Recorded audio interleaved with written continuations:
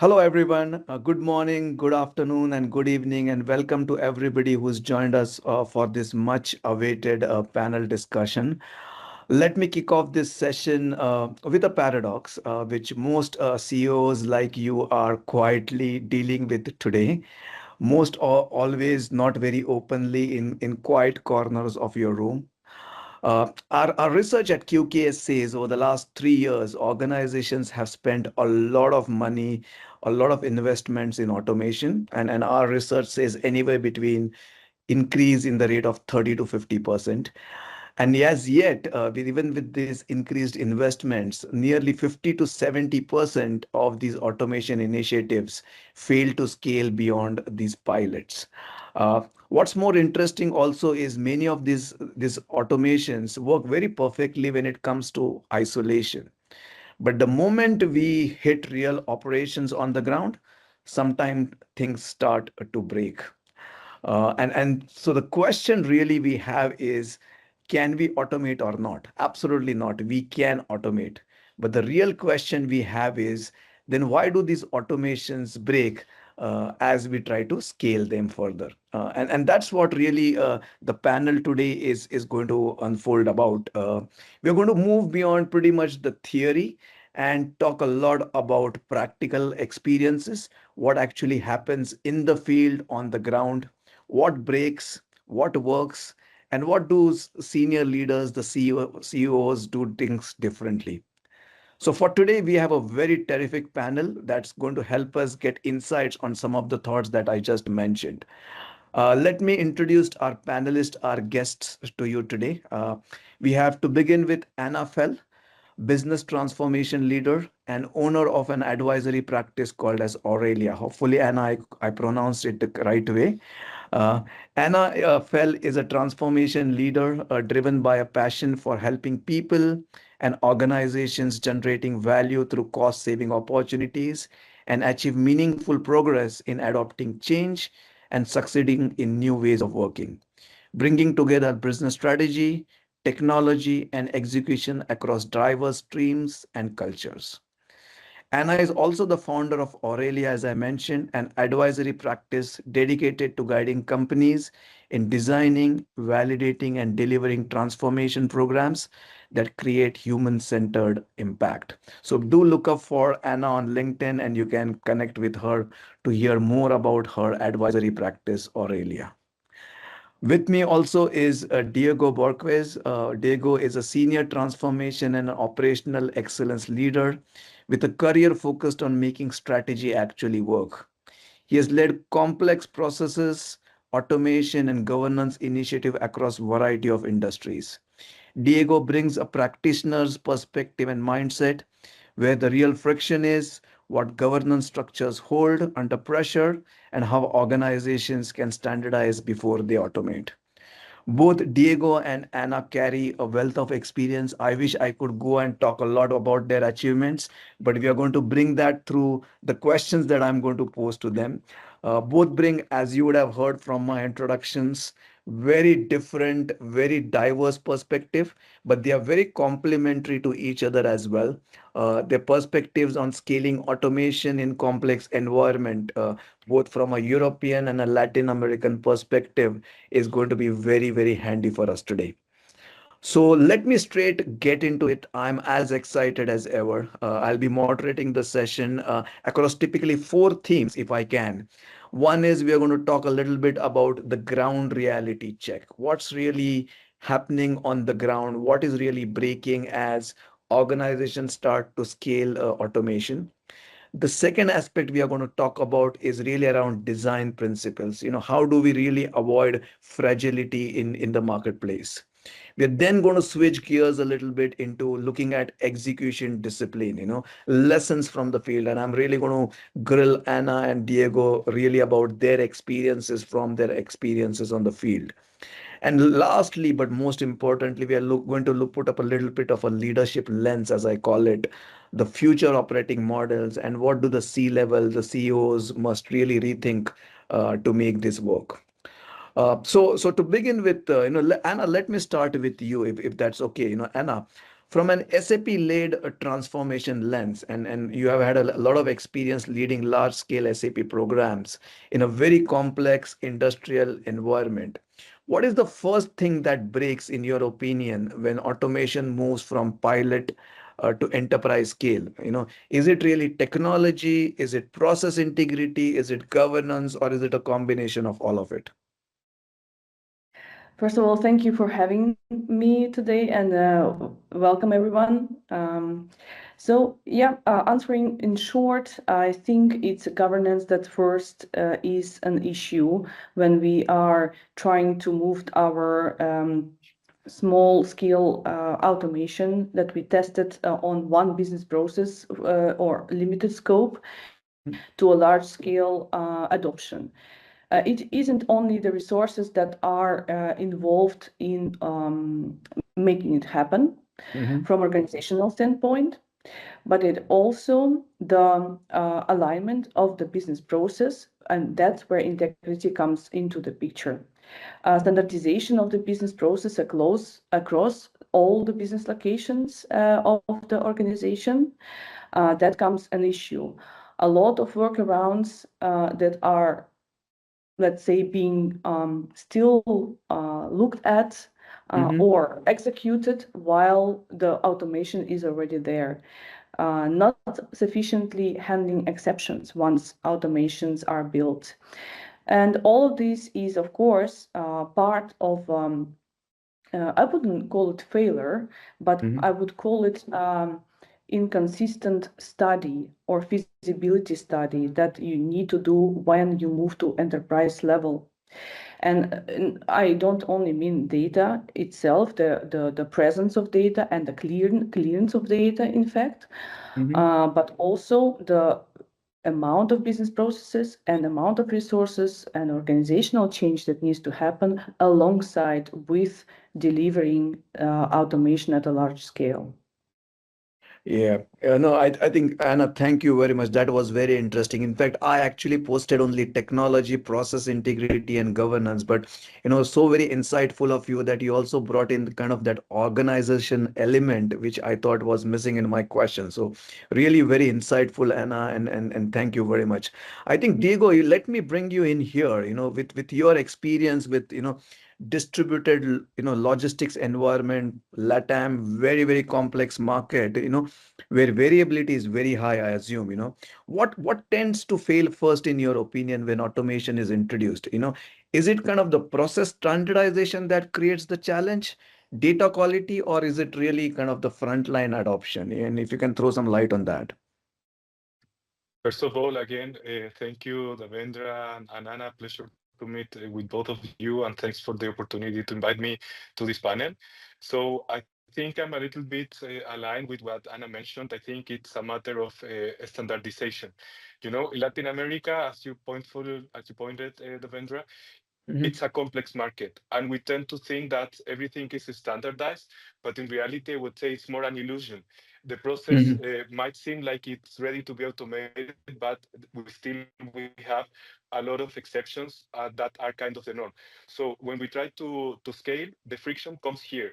We thought that the process was standardized and ready to be to support the reality of the multiple countries, but in reality, the process is not proven to solve these kind of issues. So what happens is that normally, and I think it's something that Bill Gates mentioned once, that since you're trying to automate chaos in efficiency, if you Mm-hmm. do that, you are going to just scale and create a bigger problem that the complexity that the process had by itself without automation. Yeah.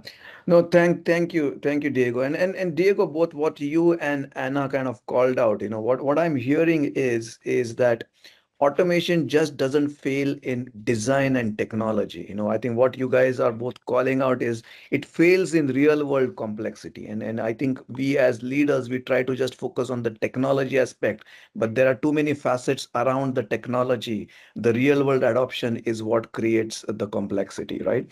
So that's a nice segue for us, and to get into our next section, which is really on designing for scale, and how to really avoid fragility, at scale, right? So Anna, building on that, in large scale ERP driven automation that you have led, especially with in environments, I know you have got a lot of past work experience with large corporations like Chevron, Phillips. How did you balance global standardization, which is very much in demand, versus local flexibility, which is kind of the local flavor, right? Without creating any operational bottlenecks. And I think my question is, where do you draw really the line? What must be standardized versus what can be flexible, what can be local, right? Mhm. Thank you for the question. It's a great question. Um, First of all, we were assessing whether there was an opportunity for standardization because um, even if I can make an example of procure to pay process, every single source plant is procuring in a different way the raw materials. So in fact, the process is different, but we were assessing whether we could make it work under the same solution, or at least to enable a slight flexibility, Mhm. or where when the solution couldn't, let's say, bring us the efficiency that we were seeking for. Um, I think we were placing ourselves from the position of non-negotiable standards.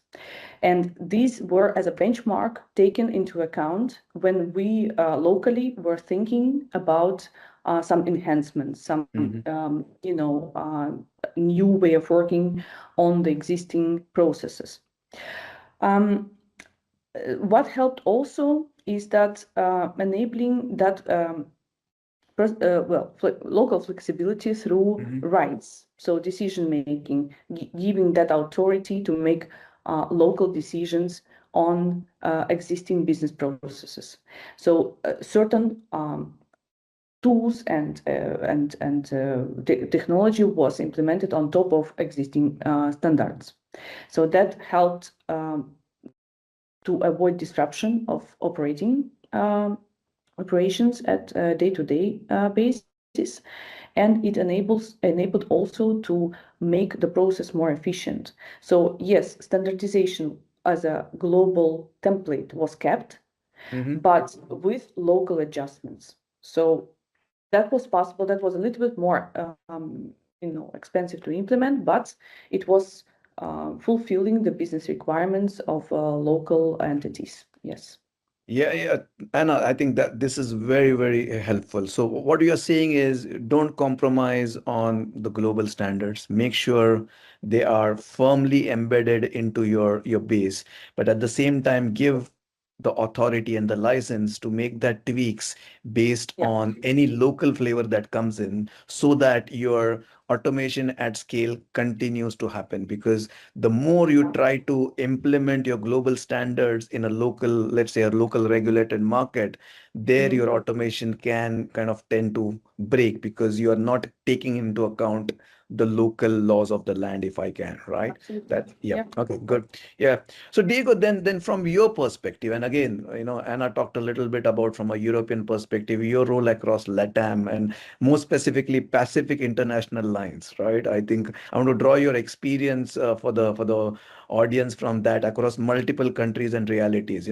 What design principles have helped you, ensure automation doesn't collapse in real world variability? And let me also add another question, and you can probably answer both of them. Is there something you have stopped doing because it simply didn't scale? Because we also need to also look at what is it that we don't want to do apart from what we want to do. So if you can just throw some light, Diego, on that. Well, first, I would say, Devendra, that based on my experience in real life, I would say there are like three principles that I have to learn to embed Mhm. or to incorporate in this kind of initiatives. First, and probably this is very given the reality of the region that I'm developed my career, which is Latin America. I would Mhm. say, and it's something that I mentioned, I think exceptions are probably kind of the norm. And Mhm. if you don't design a process that is robust to manage this kind of exceptions, the automation won't work. It will break. It will stop. It won't be serving its purpose. then I would say probably the second point, and I think this is also something that um, it's not only for automation. I would say, like in any process improvement initiative, you need to involve actually the people on the ground, the front Yeah, line. Those are the people that are critical. yeah, They know the process, they know the complexities, they know all the nuances, and they are the ones that can explain you the variability. A different story though, it's to try to convince them to flatten this kind of deviations in the process. But yes, they are the ones that you need to engage if you want to understand why the process has this particular behavior in the country. And I would say the third point again is related. We go back to standards. Before automating any process, you need to standardize. If you don't have a standard, you will just be, as I said, magnifying the inefficiency and the chaos that you had in the former process. And when it goes to the what to stop, I would say probably the vendor for me it would be like putting an excess of faith in the technology by itself. I think the technology. It's it's robust. It does what it does, but I would say it's the change management part that is the one that probably you're going to face the more complex challenges in terms of adoption. yeah. No, Diego, thank you very much. That's really a masterclass. I think you brought in the people, the soft angle as well, and I think that's very key because adoption begins with people, and I think it's very critical from that perspective as well. So, I think this is all very good. Let's kind of switch a little bit and let's get a little bit more practical here, if that's okay, and look for some real life learnings on the ground because I know you both carry a wealth of experience. So I really want to get a little bit more real life experience. So let me, for this section, let me begin with you, Diego, first. From an execution standpoint, what has been more critical in scaling automation?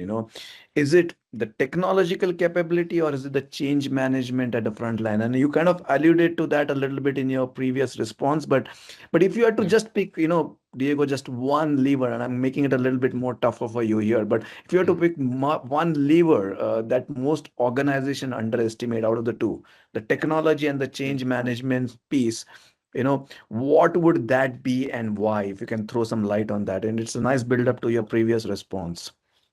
Mm. No, I think, as you said, I probably did a small spoiler in the previous answer, but I would say yes. For me, it's definitely and 100% confident that this is about change management. The technologies are there, and it's right. There might be like some AI models that might be better for than others, but Mhm, overall, all the technologies can do roughly the same. Okay, so I would mhm, say it's not that much on the technical side. The people side, the way that you are able to translate the technology into a comprehensible manner that it mhm, will be embedded into the business processes to say how the future work of the people will look like, how they will be interacting with the new technologies, kinds of things. This is what normally takes a lot of effort, and probably what should take a lot of effort because I think we still have opportunities, and it's normally what makes all the projects to stall and to not be able to further scale in the company. And change management, it's a really complex topic. I think there are frameworks and practices that for sure yeah. give you structure and give you a methodology that you need to follow and to able to increase the adoption. But in my opinion, like being more on the practical side, I think it's a lot of communicating clearly the future state and in details, like to be able to address the needs, the interests of the people, and also another point that normally I've seen that helps a lot. It is the role modeling. Normally, all the companies are quite top down, right? Mhm, So when you see that the senior management, the executives are sponsoring the initiatives, but not only sponsoring with what they say, but also with what they do, I mhm. think it gives the front line a reason to believe in the change, and that helps a lot to make the change a reality and to stick with the new process. Yeah, no, Diego, thanks. This was very, very helpful. In fact, I was talking to another CEO last week on a on a similar session, and he shared with me something very interesting. On a very similar question, that the softer part, more from an organization or a change management perspective, when they implemented an automation initiative, it failed for the first time, and they said the reason why it failed was not because of technology, but because the people that were involved in that project did not appreciate the automation initiative as much as they could or they should. That's why the pilot worked well, but when it tried to scale, it failed. And the reason he quoted to me was the people who were involved in the automation never were involved in the manual aspect of things.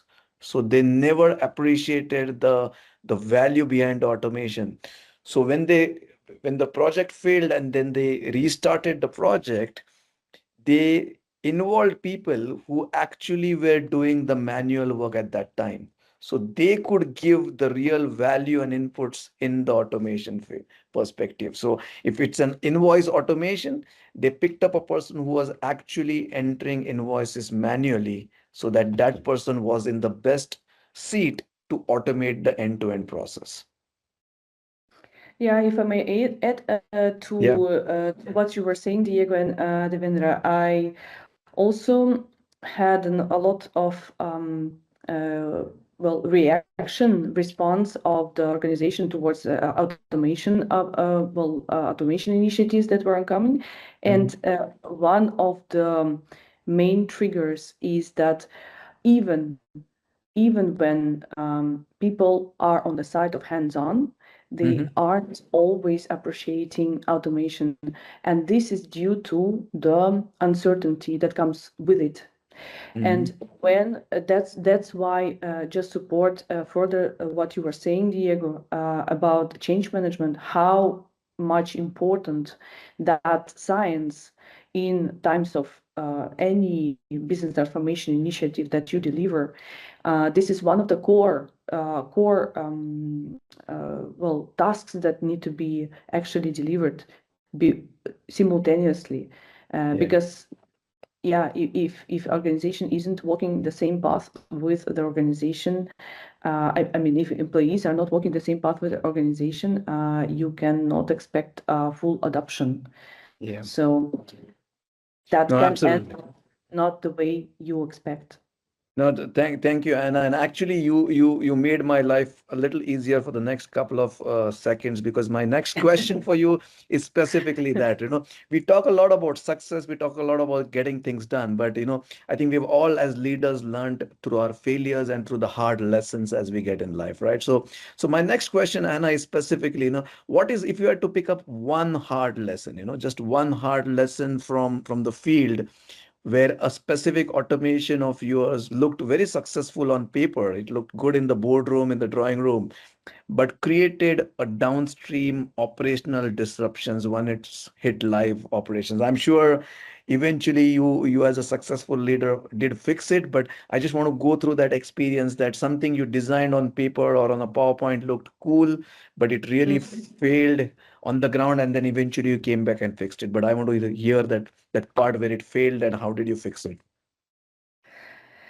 Yeah, I guess I think I will give this example of implementation automation of e-invoicing, and Mhm. there the big lesson learned is that you always have to drill down to the business requirements as far Mhm. as much as you can, because it can end up that you miss very important and very necessary requirements that leads to outcomes that you don't want to have, which actually happened in a recent case that I had with my customer. So that actually is always what is on blueprint. When you develop blueprint, when you are first developing the business case, you are not Mhm. putting the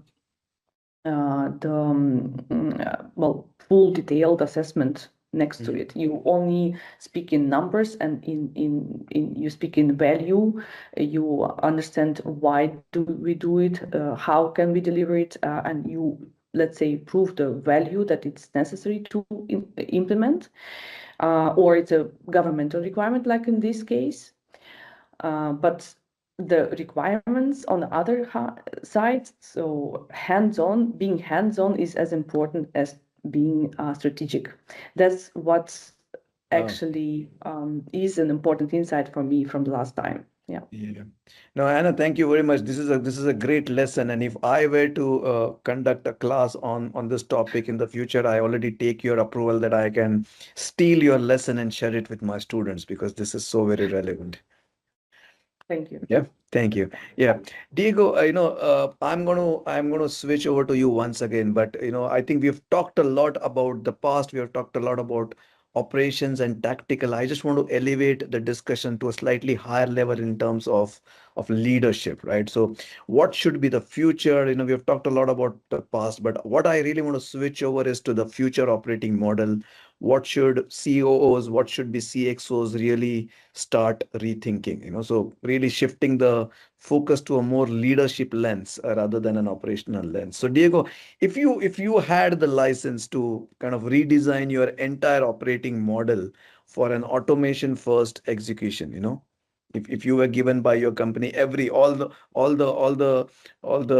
I would say all the approvals to do whatever you need, what would you change? Would you change the structure of your operating model? Would you change your KPIs to make your automation at scale look better? Or would you change your decision, your workflows to make it right the first time? Mm. I think the three are needed to be changed, Devendra, but what matters here is the sequencing, perhaps. So Hmm. I would say first is about setting the rights, setting the decision rights, delimiting the responsibility, the governance, who decides what, who owns what.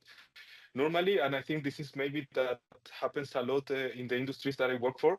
You have like a centralized a centralized Yeah. HQ or a centralized way Hmm. of working, but at the same time, the operation and the business is delivered locally, is delivered decentralized. So if you don't have that figured out, you're going to have a lot of gaps, like grays, like things that are not clearly defined, and you will start colliding and clashing between teams. Hmm. So if you define that clearly, you will facilitate the communication, the coordination, and you will also be able to expedite the decision-making process. Then I would say the second point for me would be the structure. You need to have teams that, and I think it's a common or something that we have mentioned a lot during this session, the ground experience. You need to have the ground experience, but at the same time you need to have people that know the tools, that know the technology, that know the how these technologies works, all the possibilities that you can do, because these are normally cutting edge technologies. So it's something that it's evolving continuously, and you need to have a solid technical team that Hmm. understand how these technologies are evolving, combined with the people that are expert in the process, in the business, that I understand how the business makes money, how the things operate. And I would say the result for me is the KPIs. You need to have KPIs that help you understand your efficiency with the technology, and also to understand, maybe given the context of this year, the resilience part, how you're able to recover from disasters, from sudden disruptions in the business. Also, technology could be something that the automation, it's could also be supporting this part of the business. Yeah. No, thank you, Diego. I think I like the way you sequenced it. I think it makes life much easier. But there's something that you said which struck my mind a bit. The word resilience that you called out in your quote, right? And I think Anna, my question to you is, you have a lot of experience on the ground. How do you see the role of the CEO evolving in really automation-led enterprises, right? Should CEO start thinking in terms of purely efficiencies, or in addition to efficiencies, how does the shift toward resilience that Diego talked about and adaptability also kind of come in play? So if you can, Anna, with your experience, throw some light on it from a leadership lens. I think resilience and adaptability is a front line. It's a Mm-hmm. front line, but the backbone is always efficiency, Mm-hmm. because well-managed organization needs to be efficient. Mm-hmm. Otherwise, you will end up in a very high costing and not really seeing where the value and opportunity of your business is actually Mm-hmm. inside of your business structure. So yes, operationally, efficiency is still very important. It's Mm-hmm. always in the back of the mind that needs to be before you automate, Mm-hmm. before you decide to invest in automation. Mm-hmm. Maybe it's worth to decide to invest in cleanup of the business processes, in making them first efficient and calculating the efficiency of the business process. Because remember, the worst waste of funding is to automate the business process that should not exist. Yeah. So you have to assess the necessity of the business process before you go for automation. So efficiency is still very important. Adaptability, as Diego was mentioned before, indeed, adaptability is at the front line. Of course, the successful organization is only when the employee of that organization are successful. Mm-hmm. Thank you, Anna. That was super. I really like that response. What's happening is on the chat window, I'm getting a lot of questions. Our audience has been very attentive. I'm getting a lot of questions here. Uh, what I'm going to do is, I wish I could continue this conversation asking you a lot of questions, and you both of you have been very diligent. You have been super responsive. I think you have been very adaptable and resilient. I think I have to say, in terms of your responses. Let's tweak this a little bit and have some fun, if that's okay, rather than just asking you long questions and long answers. If that's okay, can we do some fun thing? Can we do a rapid fire here, if that's okay? That'll keep our audience kind of stay tuned to their chairs, and also their questions getting answered. So the way I will do it is, I'll ask you four questions each. Let's keep this fast. Let's keep this energetic. No explanations. I'm sure you must have seen on chat shows, on television, and on media, where the moderator, the interviewer just asks questions, and you just have to give one word or one answer, yes, no kind of a thing, right? So if you are okay, let me start with Anna this time. Anna, four questions or four statements. You just have to be very quick, right? So, Anna, standardization or flexibility, just pick one. Standardization. Standardization. Okay. Automation ROI under 12 months, yes or no? Absolutely, yes. Okay. Percentage of processes that should be automated in a mature enterprise. Just give me one number. 80. 80, 80. Biggest risk, over automation or under governance? Under governments. Yes. Yeah. You were super quick, more than what I thought my interviewer was going to be. Okay, Diego, no pressure on you, but I'm sure you'll do as well as our friend Anna here, right? Okay, Diego, four statements, four questions for you. Centralized automation or local ownership? I would say center standards, but local ownership. Oh, that was very smart. Okay.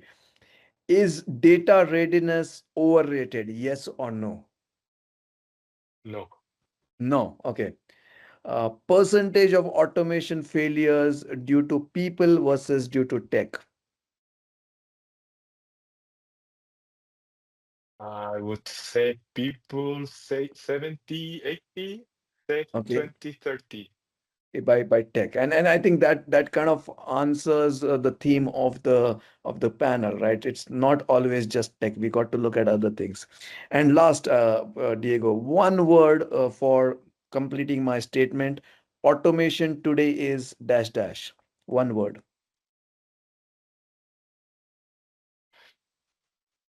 Necessary, maybe not inevitable for today. Oh, wonderful. Automation today is inevitable. So thank you, Anna and Diego. Quick responses. You know, you were super. I love this. In fact, this is the first time I'm doing such a session of kind of putting in a rapid fire in a panel, and you have given me that confidence that I can do that in my subsequent panels as well. So you get, both of you get the credit for helping me on this one. So all right. So as we come to the close of this panel, I think we've got a good 40 minutes of great conversation. Let me close with one perspective that or thought that should stay with all of us today. You know, despite all the momentum that is happening around automation, as I mentioned, only 30% of the automation program deliver this sustained business impact, right? Organizations that successfully scale automation, only 20 to 30% improvement in operational efficiency, 15 to 20% in reduction in the cost to serve. I think both Anna and Diego talked about greater resilience during disruptions. So the real takeaway is very simple, that automation is easy if you route it the right way, right? And automation doesn't fail because of technology. It fails because automations were never designed to absorb them, right? So for CEOs like us, the mandate is very clear. Don't just scale automation for the sake of it, scale the operating model behind it that can scale the automation. I hope you both are in agreement with my closure. I think you guys are both expert in your own fields. I just took my own liberty to summarize it in a few sentences. So if that's the case, I can see you both nodding the head. So I think I have summarized the discussion in the best way I could. So thank you, Anna and Diego, for bringing some real world clarity to this important topics. I think you both brought real life experiences from your respective worlds, and I really appreciate your time and presence here. And thank you, audience, for being participative with all your questions. And hopefully, I could do justice to the rapid fire for all your queries. So once again, Anna and Diego, time very well spent. And at QKS, from the QKS community, once again, I thank you. And we look forward to your participation in any future similar panels that will bring us a lot of value. And I close You. this panel Thank you.